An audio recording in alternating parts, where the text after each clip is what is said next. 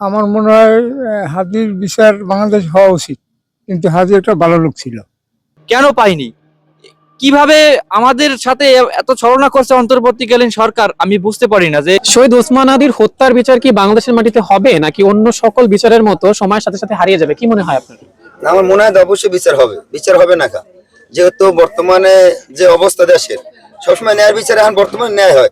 আগে কি হয়েছে না হয়েছে এটা পরের হিসাব, পরেরটা পরে গেছে। আগে যেন আমরা দেখছি যারা হুজুর বড় বড় আলেম ওদের ফাঁসি দিচ্ছে, এরা আমরা যাচাই করছি না করছি আমরা জানি, আমরা যেটুকু দেখছি আর কি, সেটুকু ভালো দেখছি গো হুজুর গো, তারা ফাঁসি হয়ে গেছে।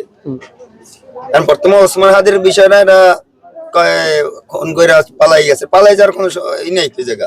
কেমন পালাই গেছে? আসে দেশে এরা চাইতেন আওয়ামী লীগের লোকজন বা প্রশাসনের লোকজনের ভিতরে হাত আছে, এছাড়া এরা দেশে যাবে কই?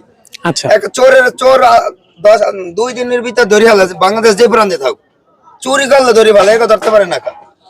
অবশ্যই হবে আশা করি। আমাদের বিগত যে কোনো আমাদের এই শহীদই, যেমন আমাদের হাদি ভাই বলেন, আবরার ফাহাদ বলেন, এদের খুনের বিচার আজ পর্যন্ত বাংলাদেশের মাটিতে হয় নাই। আর এটাও হয়তো বা হবে না, যদি এরকম ভাবে রাষ্ট্র পরিচালনা হয়, এটাও হবে না।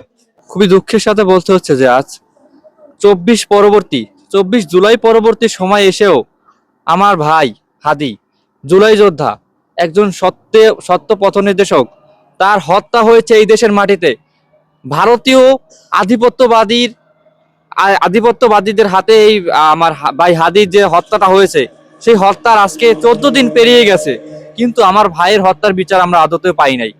কেন পাইনি?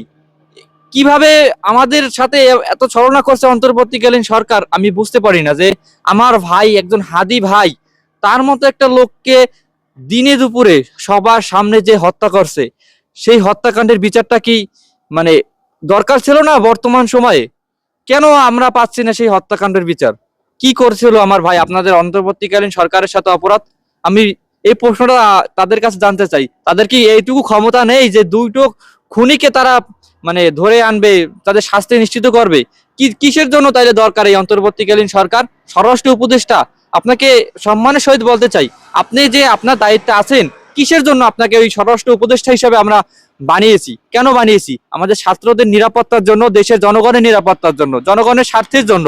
কিন্তু আপনি কি করছেন? আমার ভাই হাদি, জুলাই যোদ্ধা, যার কোনো প্রোটেকশন লাগতো না, তাকে দিনে দুপুরে সবার সামনে হত্যা করে চলে গেল, আর খুনিরা মুক্তি পেয়ে গেল। এগুলো আসলে খুবই লজ্জাজনক। আমার কাছে মনে হয় একজন জুলাই যোদ্ধা হাদি ভাইয়ের মতো একজন লোক আমরা হারিয়ে ফেলেছি। এই হাদি ভাই কি আদৌ আবার নেক্সট কোনো হাদি আসবে কিনা আমাদের মাঝে? এই হত্যাকাণ্ডের বিচার যদি আমরা না পাই, তাহলে তো আমার মনে হয় না যে আর কোনো হাদি এই বাংলাদেশে জন্মাবে। হাদিরে কিন্তু দিনে দিনে আসে না, যুগে যুগে আসে। তাদের এই আসার যে একটা সিরিয়াল, এই সিরিয়ালটাকে আমরা আরো বাড়াতে চাই। কিভাবে বাড়াতে পারি? আমরা যদি হাদি হত্যার বিচার এই বাংলার মাটিতে নিশ্চিত করতে পারি। তো আমার একটাই সর্বোপরি কথা থাকবে যে এই দেশে, এই বাংলাদেশের মাটিতে জুলাই যোদ্ধা হাদি ভাই, আমার ভাই হাদির হত্যার বিচার আমরা নিশ্চিত করতে চাই এই বাংলার মাটিতে বসেই, এবং সেটা খুবই কঠোরভাবে নিশ্চিত করতে চাই। এই দায়িত্বটা কে নেবে? নেবে অন্তর্বর্তীকালীন সরকার। আমরা অন্তর্বর্তীকালীন সরকারের কাছে দাবি জানাই, জোর দাবি জানাই যে আমার ভাই হাদি হত্যার বিচারটা আপনারা নিশ্চিত করুন, অন্যথায় আমরা কিন্তু রাজপথে আবারও 24 নামাইয়া ফেলবো।